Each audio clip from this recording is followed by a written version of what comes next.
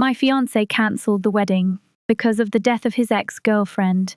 One reason is, I never imagined the person I was supposed to marry would be the one to call off our wedding. It still feels surreal to think about. Bryce, my fiancé, and I had been together for 3 years, and we were just 2 months away from tying the knot. We were both 27, had lived together for most of those 3 years, and things were generally going well. Or at least, that's what I thought. That was until about 2 weeks ago, when everything started to unravel. Bryce received some news that completely changed him, and it all started with a message from a couple of his old friends. They told him that his ex, Kelly, had passed away. Now, let me give you some background on Kelly. She was Bryce's girlfriend during college, and they had a rather rocky relationship. After a couple of years, they broke up but remained friends for a few months afterward. Then, they drifted apart and hadn't spoken in 6 years. So, when he heard that she had passed away, I wasn't surprised that he was upset. I tried to be understanding. I mean, it must have been a lot to process, especially since they had shared a history. But Bryce began distancing himself. For the first few days, I thought he was just working through some stuff. He wasn't ready to talk about it, and I respected his space. However, as time went on, I started to suspect it had more to do with Kelly's death. After all, you don't just lose touch with someone for 6 years and then suddenly react this way to their passing, unless it was something more, right? Then came the bombshell. 3 days ago, Bryce told me that he wanted to cancel the wedding. The words came out of nowhere, and I was completely blindsided. I asked him why, and he told me it was because he had an awakening after hearing about Kelly's death. He said he needed to be single for a while. At that moment, I lost it. I could understand the idea of needing time to process, but when he said he wanted to be single, that was a whole other thing. We were engaged to be married in 2 months, and now he was telling me that he needed to be alone. I was furious. He didn't seem to care about what I was feeling or how this was affecting me. After everything we had built together, this was his decision. I asked him to explain what was really going on, but he didn't offer me any clarity. He just kept saying that he needed space. So, in a moment of frustration, I did something I'm not proud of. I took off my engagement ring, the one he gave me with so much love and excitement, and threw it at him. I told him that if being single was what he wanted, he could have it forever because I was done. Bryce seemed angry and hurt by my reaction, but honestly, I felt like I was doing him a favor. I was being honest with him about where I stood, something he couldn't seem to do for me. He packed his things and left. I didn't hear from him directly, but I did hear from his parents. They said I should have tried harder to talk things through with him, that he was going through a rough time, and that I should have waited for him to process everything. But no, I didn't agree with them. I felt like I had given him so much space already. I had tried to be patient and understanding, but his request to be single just felt like a slap in the face. I started to wonder if he ever really wanted to marry me at all. Maybe Kelly's death was just an excuse for him to back out of the wedding. I couldn't shake that feeling. And then, to make matters worse, I found myself dealing with the fallout. Bryce's family thought I was being insensitive. They thought I should have been more patient, but I couldn't keep waiting. I had already given him time, and he didn't seem willing to make an effort to fix things. Instead, he was pulling away more. It felt like a betrayal, and I couldn't sit by and let him keep treating me like I didn't matter. I kept wondering if I was the bad guy in all this. Maybe I was too quick to react, too harsh in my response. But deep down, I knew I had made the right decision. This wasn't the person I thought I was going to marry, and I couldn't keep pretending that everything was okay. After all, it wasn't just about the wedding or the money we'd already spent. It wasn't even about Kelly. It was about Bryce not being honest with me and not respecting the relationship we had. He wasn't the man I thought he was. I knew this was the right decision, but that didn't stop the heartbreak. The days after Bryce left were some of the hardest I've ever had to face. The emotional turmoil was overwhelming. I kept questioning everything that had happened. replaying the events in my mind over and over again. Had I been too harsh? Did I misunderstand what he was going through? But no matter how much I tried to justify his actions, I couldn't shake the feeling that something wasn't right. Something had changed in him, something that made him act the way he did. I started to withdraw from everything and everyone. I wasn't ready to face anyone yet, especially our friends or family. It was all too fresh. Bryce's parents were still calling me, expressing their disappointment in how I handled the situation, insisting that I should have waited. But I was done. I couldn't go back to waiting for him to make up his mind. I had already given him that space, and now I was questioning whether I even knew who he was anymore. As the days passed, I began to think more clearly about everything. His behavior was so erratic. How could he go from being excited about our wedding to saying he needed to be single? How could he cancel our wedding without even considering the impact it would have on me, on us, on everything we had worked for? And what hurt the most was that he didn't seem to care. He seemed so calm, almost detached, like his decision was the only one that mattered. I began to wonder if he'd been waiting for an excuse to call it off, and Kelly's death had just been the catalyst. I spent a lot of time alone during this period. At work, I was fine. For the most part, I could keep my emotions in check, act like everything was normal. But when I came home, it was a completely different story. The silence in the apartment was deafening. The place we had shared, the place that was supposed to be our home, now felt cold and empty without him. I didn't know how to cope with it. The pain felt like a constant weight on my chest, and every time I thought about him, I could feel myself drowning. In an attempt to regain some sense of control, I started taking action. I removed anything from the apartment that reminded me of Bryce. I wasn't ready to delete the photos from my phone entirely, but I archived them, at least for now. I didn't want to see his face every time I unlocked my phone. I also decided to take up running again. It used to help me clear my mind, and maybe it could do that now too. I pushed myself to get up early and run in the mornings, even though it was the last thing I felt like doing. It didn't erase the pain, but it kept me distracted for a while. Then, one afternoon, I called Bryce. I knew I had to face him, but this time it wasn't to try to work things out. This time, I called to tell him that I was done. I was over it. I needed him to come get his things and leave. It wasn't fair to keep living together like this, he argued. Of course. He said it wasn't right for me to just kick him out, that we had shared a home for years, and it wasn't that simple. I didn't care anymore. I told him I would refund his share of the rent, but I needed him gone. I couldn't keep living with someone who had treated me this way. A couple of hours later, he showed up with a borrowed truck and started packing his things. He was angry, more so than I had seen him in a long time. The whole time he was moving his stuff out, he was grumbling, mumbling under his breath. I didn't care.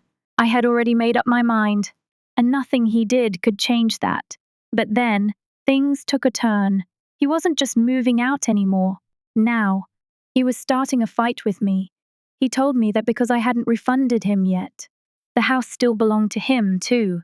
It wasn't just a matter of him leaving. He felt entitled to more than I was willing to give. At that moment, I lost my cool. I stood up, wrote him a check for his rent, and handed it to him. I told him, once again, to leave, but he didn't take the check without making a scene. He tore it up in front of me and threw it back in my face. And that was it. The final straw. I yelled at him, told him to get out of my life for good. I was done. He didn't deserve my patience anymore. He called me crazy, said that this was exactly why he couldn't marry me. According to him, I had forced him into everything, the engagement, the wedding planning, like I had somehow manipulated him into it. I couldn't believe it. It was all lies. I hadn't forced him to do anything. We had talked about marriage before, like any couple in a serious relationship does. But now, he was trying to paint me as the villain. He was trying to make it look like I had pushed him into a life he didn't want. The argument escalated, and at some point, I just couldn't take it anymore. I was exhausted. I didn't even have the energy to keep arguing with him. So, I told him that if he wasn't leaving, I was. I just needed to get away from him. I felt like my whole world was crashing down. All the love I had for him, all the memories, everything seemed to vanish in that moment. And then it happened. I broke down. I tried so hard to keep it together, but I couldn't. The tears came, and I just sat there, sobbing on the couch. If you think that at least then he would have shown some compassion, you'd be wrong. He stood there, mumbling, saying that he didn't want to see me cry. But it was all my fault. He kept telling me that he wasn't the one who started this fight. It was me. He was still trying to turn it all around and make me feel like I was the problem. It hurt. It hurt more than anything. The person I had loved for years, the person I had thought was the one, was now treating me like I was the crazy one. It was like all the trust I had in him was shattered. And in that moment, I realized he wasn't the man I thought he was. He was something else now. Someone I didn't even recognize.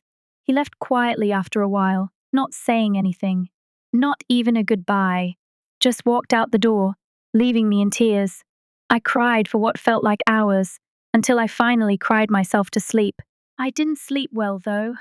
Every time I closed my eyes, I saw his face, and I thought about everything he had said to me. I couldn't escape it. By the time I woke up, it was already late into the night. I felt empty, numb. The person I had planned to spend the rest of my life with was gone, and I had no idea who he was anymore. It was like I had been living a lie, but I knew, deep down, that I couldn't go back. I couldn't keep making excuses for him. I had to move forward, even though it felt like my heart was shattered into a million pieces. The days that followed Bryce's departure were filled with a strange mix of numbness and anger. At work, I went through the motions like a robot, handling my tasks efficiently, but when I got home, the weight of everything hit me harder than I expected. It was like I had this heavy cloud hanging over me, and every time I thought about him, I would feel myself drowning in it. But I refused to let myself spiral. I couldn't afford to lose control completely, not again. I had a long talk with my parents about everything. They had been supportive at first, but I could see the concern in their eyes as time went on. They kept checking in, asking how I was doing, and encouraging me to give myself time to heal. I didn't want to burden them too much, though. It wasn't just about the wedding being called off anymore, it was about the person Bryce had turned into, and the person I had unknowingly become in his presence. I didn't recognize either of us anymore, but I had to keep moving forward. I couldn't let him define my life or my future. So, I started making changes, small ones. At first, I began going to the gym every morning before work, trying to get back into a routine, trying to focus on anything other than Bryce. I had to clear my head, even if it meant putting my feelings on the back burner for a little while. There were times, especially in the evenings, when I would look around the apartment and feel a wave of grief wash over me. I didn't just lose the man I thought I would marry, I lost the dream of a future with him, the home we were supposed to build together. Every piece of furniture, every picture on the wall, every little thing reminded me of him. I started removing those reminders, little by little. I packed up his things that had been left behind, put them in boxes, and tucked them away in the closet. I had no idea what to do with them, but I knew I couldn't look at them anymore. I also decided to take a more drastic step, deleting him from my life entirely. I blocked him on social media, something I should have done a long time ago. I didn't need to see his posts, or his stories, or anything that would make me think about him more than I already did. I archived our photos together, taking them off my phone. Though I kept them in the cloud for now, I wasn't ready to fully erase him from my life yet. But I couldn't keep holding on to the idea of us as a couple when everything had fallen apart. The hardest part was knowing that, for all of the pain he caused me, I still cared about him. A small part of me missed the person I thought he was, the man who had loved me, who had asked me to marry him, who promised to spend his life with me. But I had to remind myself over and over again that the person I had fallen in love with didn't exist anymore. and that the person I had been planning to marry had been hiding parts of himself that I would never have been able to see if things had gone on as planned. A week later, I took another step. I called Bryce. I had to. There were things that needed to be said. When he answered, his tone was distant. He didn't seem surprised to hear from me. I wasn't sure what I expected. But it wasn't that. We didn't speak long, but in those few minutes, he said things that made my blood boil. He insisted that I had pushed him into this engagement, that I had forced him into it somehow, even though that couldn't have been further from the truth. It wasn't an ultimatum. I never pressured him. We had simply talked about our future, as any couple would, and I wanted to know where we stood. I had never demanded that he propose, never forced him to do anything. He had made that decision on his own. It wasn't the first time he had tried to rewrite our history, and it wouldn't be the last. I had heard enough of his excuses. I told him that I was done talking, that there was nothing more for us to say, but he didn't let it go. He begged me to give him another chance, to reconsider everything. I told him I wasn't interested. I wasn't going to be manipulated anymore, and I certainly wasn't going to let him play the victim after everything he'd done. I hung up on him. I blocked his number. That night, I felt a strange sense of relief. It wasn't that I was glad I'd had the conversation, it had only reminded me of how far he had fallen from the man I thought I knew, but I was glad that I had taken control. I had done what I needed to do for myself. I wasn't going to let him drag me back into that toxic dynamic. It was the hardest thing to do. Saying goodbye to someone you thought you would spend your life with is never easy. But I knew that I had to. And deep down, I knew it was for the best. In the days that followed, I started to feel a bit stronger. My friends reached out more, checking in on me and offering their support. They knew how much I was struggling, but they also knew I was trying to move on. A few of them came over to my place, and I finally told them everything. I had been keeping everything bottled up, but when I started to talk about it, I felt like a weight had been lifted. It felt good to cry in front of them, to have people who cared and didn't judge. They told me it wasn't my fault, that I deserved so much better than the way Bryce had treated me. But the truth was, I didn't need anyone else to tell me that. I already knew. Still, hearing it from my friends made me feel less alone. They were right. I had dodged a bullet. If he could walk away from me like that, if he could cancel our wedding with no regard for what it would do to me, then he wasn't the person I thought he was. Maybe I was still hurt, but I was getting stronger every day. And then, just when I thought I could start to breathe again, I heard from him. Bryce called me a few days later. I hadn't blocked his number, and he knew it. But what he asked of me didn't surprise me in the least. He wanted me to unblock him, so we could make a joint statement on Instagram about our breakup. He wanted us to make it look like a mutual decision. He said it would be better that way, that it would make everything look more amicable to everyone else. I couldn't believe it. He wanted to control how people saw our breakup, to rewrite the narrative. I told him no. There was no way I was going to participate in that. I told him he could post whatever he wanted, but I wasn't going to be a part of it. It wasn't mutual, and I wasn't going to pretend like it was. I made it clear that he was the one who walked away, and I wasn't going to cover for him. Of course, he tried to argue, but I didn't care. I hung up on him, and I blocked him again. I wasn't interested in his narrative, in his version of the truth. He could spin it however he wanted, but I knew what happened, and that was enough for me. It's been a few weeks since I last heard from Bryce. His calls, his messages, and all of his attempts to reach out to me were met with silence. I wasn't surprised. The thing about someone who manipulates the truth is that when you stop playing along, they have no way to continue their game.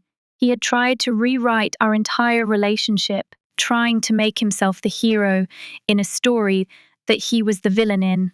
I wasn't going to let him do that. I'm not going to lie and say it hasn't been tough. There have been moments when I've caught myself thinking about him, about what could have been, about how things were before everything changed. There were nights when I'd lie in bed, staring at the ceiling, wondering how it all went wrong. But then I remind myself of what I've learned. He wasn't the person I thought he was. I'm glad I saw that before it was too late. I've spent the past few weeks focusing on myself. I started seeing a therapist, as much as I hated the idea at first. Honestly, I was skeptical therapy felt like something other people did, not me. But it's been one of the best decisions I've made. It hasn't been easy, and there's still a lot I need to work through. But it's been comforting to talk to someone who isn't emotionally involved and can give me an unbiased perspective. Along with therapy, I've continued going to the gym. Running every morning has become something of a ritual now. It's my time to clear my head and focus on the future. At first, I went because I felt like I had to, because sitting around and thinking about Bryce wasn't helping, but now I do it for me. I'm feeling stronger, both physically and emotionally. I've also started doing things I hadn't had the chance to do when I was so caught up in the relationship. I've picked up hobbies I'd neglected, like painting and cooking, things that I used to love but stopped doing. I'm reconnecting with myself, rediscovering the person I was before I let someone else's needs, feelings, and issues define my life. There's something empowering about realizing that I can take care of myself. I don't need a man to feel whole. I don't need Bryce to feel loved or valued. I've learned that love starts with me, and I'm starting to love myself again. That's been the hardest part of this journey, realizing that I lost myself in the relationship. But now I'm finding my way back, step by step. As for Bryce, I don't know what he's doing now, and honestly, I don't care. I heard through a mutual friend that he's been struggling. Apparently, he's been living on the streets, and his life has taken a sharp decline since our breakup. I can't say I feel sorry for him. After everything he put me through, I don't think he deserves my sympathy, but it does feel strange to know that he's suffering. It doesn't erase the pain he caused me, but it's a reminder of why I made the decision I did. I remember how he used to talk about wanting to be successful, to build a life together, to get married, and have a family. And now he's lost everything. I wonder if he ever really wanted those things, or if he just said what he thought I wanted to hear. Maybe he's having a so-called awakening. But it's too late for me to care about that now. He had his chance to be honest with me, to be real. He chose to leave, to walk away from everything we built, and now he's facing the consequences.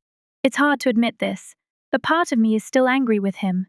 Angry that he didn't have the courage to face his feelings, that he ran away when things got difficult, angry that he couldn't be honest with me when it mattered. But I'm trying to let go of that anger because I know it's not helping me. I'm not going to let him continue to have a hold on my life. I've started moving forward, slowly, but surely. I'm getting there. I don't know what the future holds for me, but I'm excited to find out. I've learned so much about myself during this time, and I know I'm stronger for it. I'm not the same person I was when Bryce and I first got engaged, but that's okay. I'm growing, and I'm evolving into the person I was always meant to be. I've had some conversations with my friends about the whole situation, and their support has been a lifeline. They remind me that I did nothing wrong, that Bryce's actions were his, not mine. They've been my rock, and I can't express enough how grateful I am to have people who genuinely care about me. They've helped me see that what happened wasn't just about Bryce, but about me reclaiming my life and my happiness. I've been thinking a lot about the kind of relationship I want in the future. What I learned from this experience is that I need a partner who is honest, open, and willing to work through things with me, not someone who shuts down, walks away, and then tries to rewrite the story to make himself the hero. I deserve someone who will stand by me, not someone who will abandon me when things get tough. I've learned my worth, and I know now that I'll never settle for less than I deserve. As I sit here, writing this, I can feel the weight lifting off my shoulders. I'm not angry anymore. I'm not bitter. I'm just free. Free from the lies, the heartbreak, and the manipulation. Free to be myself again, to find my own path, and to create a future that's mine to build. I don't need Bryce to validate me. I don't need him to tell me I was right. I don't need him to apologize. I'm at peace with the decision I made. I know it was the right one. And no matter what happens next, I know I'll be okay. I'm moving on, and I'm doing it for me.